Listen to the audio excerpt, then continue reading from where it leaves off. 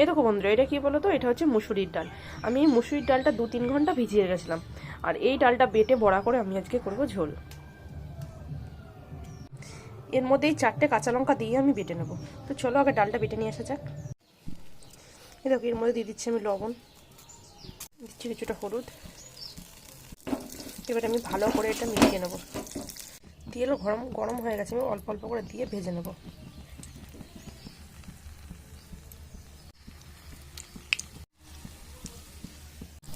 দেখো বন্ধুরা, আমি একে একে দিয়ে নিয়েছি সবগুলো, আর কত সুন্দর উঁচু উঁচু হয়ে ফুলেছে দেখো। এইভাবে আমি বাকিটুকুনি সব ভেজে নেব।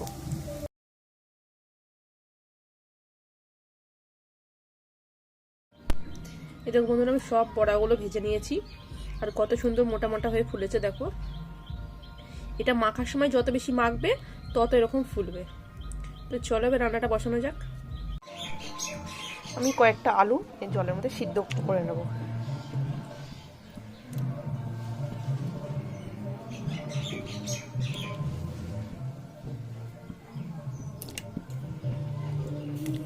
দিয়ে দিচ্ছি লবণ। এবার আমি ঢেকে দেবো।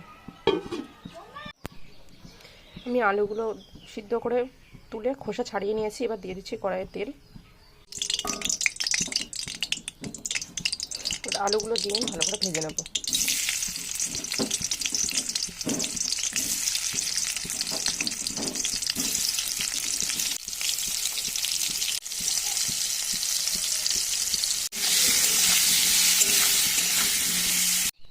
আলু ভেজে নামিয়ে নিয়ে দিয়ে দিচ্ছি জিরে আর তেজপাতা ফোড়ন।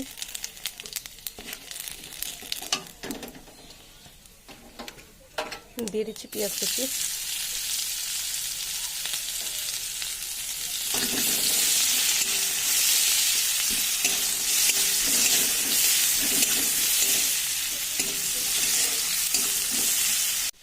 পেঁয়াজ ভাজা হয়ে গেছে, দিয়ে দিচ্ছি আদা রসুন জিরে লঙ্কা একসাথে বাটা।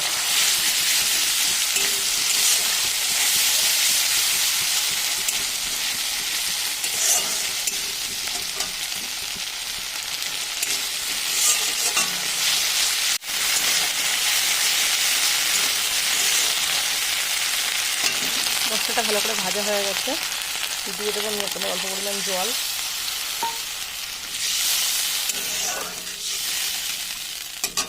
দিচ্ছি লবণ, দিচ্ছি হলুদ।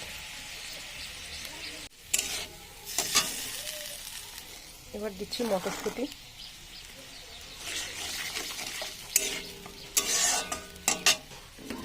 আর দিয়ে দিচ্ছি ভেজে রাখা আলু।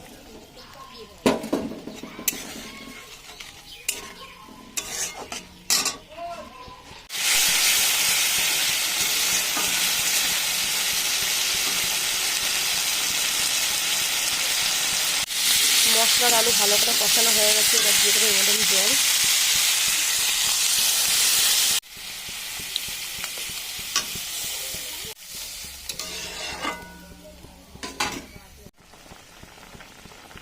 ঝোলটা ভালো মতো ফুটে গেছে, এবার আমি দিয়ে দেবো ভেজে রাখা বড়াগুলো।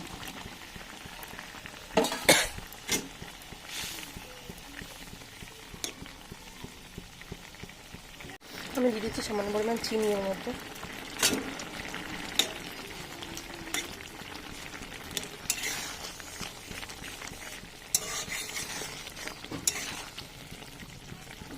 আমি দিয়ে দিচ্ছি এর মধ্যে গরম মশলা।